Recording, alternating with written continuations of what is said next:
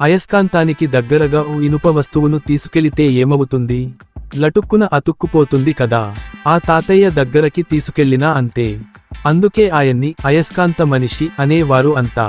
ఇంతకీ ఏమిటి ఈయన గారి కథ? మీరు మలేషియా వెళ్ళి మ్యాగ్నెటిక్ మెన్ తెలుసా అని ఎవరినైనా అడగండి. ల్యూటోలిన్ కదా, ఎందుకు తెలియదు అని ఎదురు ప్రశ్నిస్తారు. ఆయన అంత ప్రముఖుడు మరి. ఈ 78 ఏళ్ల అయస్కాంత తాతయ్య దగ్గరకి చెంచాలు, రేకులు, కడ్డీలు, ఇస్త్రీ పెట్టెలు ఇలా ఏ ఇనుప వస్తువైనా తీసుకెళ్తే చటుక్కున అంటుకుపోయేది. అందరూ సరదాగా హలో మిస్టర్ మాగ్నెట్ అనేవారు. అందుకే ఈ శక్తి లిన్కే కాదు, ఆయన 2 కొడుకులు, 2 మనుమలకి కూడా ఉండేది.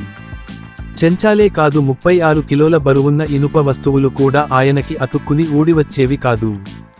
లిన్ తాతయ్య ఒంటికి కొక్కెం ఉన్న రేకును అతికించి, ఆ కొక్కెనికి ఇనుప గొలుసు తగిలించి, రెండో కొనను బస్సులకి, కార్లకి తగిలించినా లాగేసేవాడు. ఇంతకీ ఈయన శరీరానికి నిజంగానే అయస్కాంత శక్తి ఉందా అంటే లేదనే చెబుతున్నారు ఈయనపై పరిశోధన చేసిన శాస్త్రవేత్తలు.